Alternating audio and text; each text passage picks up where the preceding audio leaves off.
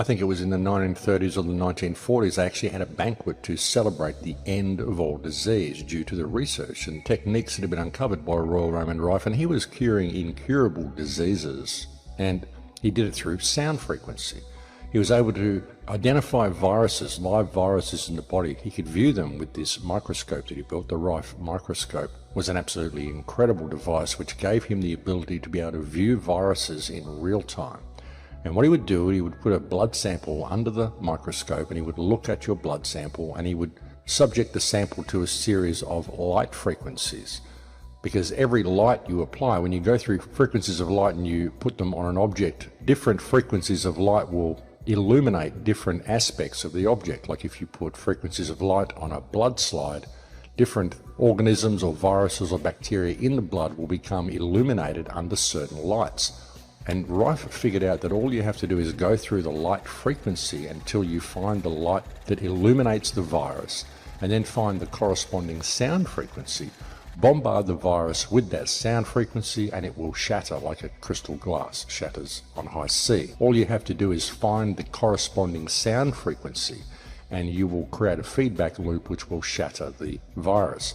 And that's what Royal Rife figured out. So when you look at that, and you think of these organs and the sound that they produce and the healing that comes from sound, I mean, any people who've gone to sound healings know what I'm talking about. And sound healings may sound incredibly new age and airy-fairy to most people, but they do, in fact, work. And I find all of this sort of stuff quite intriguing and quite fascinating. And the concept that we had this ancient technology is really not so far-fetched. And when you think about it and you really consider the possibility that this technology has been stolen from us, it really does provide a whole new perspective to look at things from. Or a stringed instrument with organ's first digital device. It's an analog computer, but it's a digital keyboard. So now you're stuck to discrete frequencies. And now we have substantive evidence, massive amounts of evidence, that ultimately what has happened with this planet is that we are in dissonance to another note, another frequency. It turned out that when we discovered the original musical scale, there was not just 6, but a total of 9 core creative frequencies to the universe. That is, everything in the universe is made from 9 notes, only 9. And that the first 6 are the solfeggio, and then there's 3 additional ones that form a perfect circle of sound. So the first 6 notes, 396, 417, 528, 639, 741, 852, was the original solfeggio scale. The 528 that you can see on my left in green is the color green. It's the heart of the rainbow. That's the miracle note from the original solfeggio note, from the original solfeggio scale. And the other note that you see, 741, which is part of nature, is called the devil's interval in musicology. That when you play 741 with 528, it creates such an annoying and dissonant energy, diseasing, stressful, that if you continue to listen to it, you could die. And so the concept here is interesting. In the world today, we have people who are controlling virtually everything economically, geopolitically. Their agenda has been population manipulation, population control for millennia. And you think about these huge pipe organs in these churches, folks. Who built these things? I mean, these things are amazing, the construction of them. Some of them are absolutely huge. Who figured out the frequencies and who got it all that perfect? Who tuned it? And imagine the sound field that it would set up if you went through the entire keyboard and you created that level of sound. I mean, these things are incredibly loud. You could literally cover the entire village in a sound frequency. What if people went to these church buildings and they actually sat in the organ music, and the organ music healed them of all of the bacteria in their body every week when they went to these churches? Perhaps the churches were not places of worship, perhaps they were places of healing. Just a thought. Look at the detail of these organs. Look at the detail that went into the construction of them, the meticulous workmanship of them. Look at the detail that went into the construction of a lot of these buildings. A lot of these buildings look more like machines than actual buildings. They look like they're buildings that actually perform a function, which isn't just an aesthetic function of looking good or being a place to pray in, They very much look like they are able to accumulate and harness and use energy in a way that we are unaware of.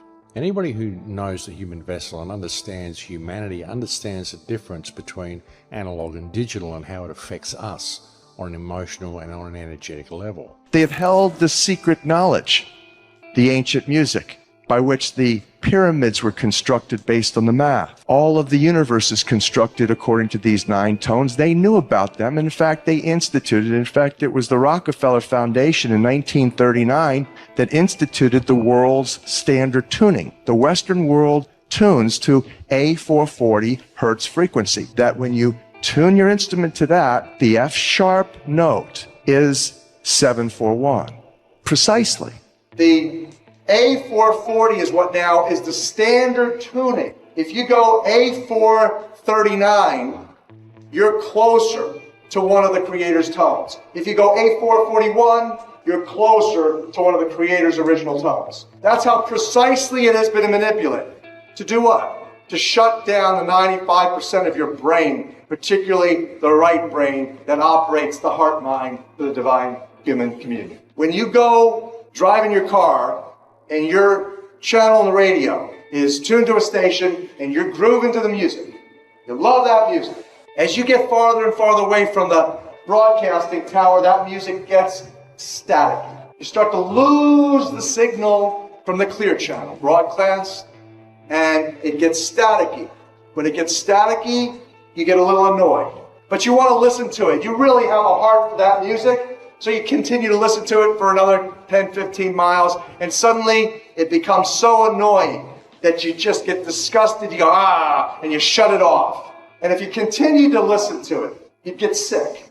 That's what we're talking about here. Except you don't even know that you've been listening to the static your whole life.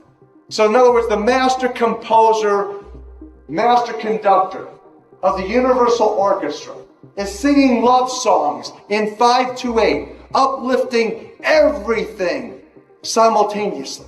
And we're the only species out of tune and accepting static. 93% of the function of DNA is light and sound reception and transmission. Photon, reception, transmission for intercellular communication and cellular upregulation. You know what cellular upregulation means? It means precipitation. In the now, every millisecond, instant second, you're remanifesting right now in water. Water is the most energy conductive of all of the materials. It's a superconductor. Let me give you the fundamental, the rudimentary origin of the numbers. Here it is. The most important numbers, 3, 6s, and 9s. Again, Tesla, who created a Tesla coil. Tesla coils, energy amplifiers. Your DNA is an energy amplifier, a coil, operating by the 3, 6s, and 9s primarily. For those of you who don't know what I'm talking about, you've probably looked at engines or motors, magnets that have been wound with copper wire. When you do that, when you wind the copper, coil the copper around the magnet, it enhances the energy dramatically. That's what your DNA is.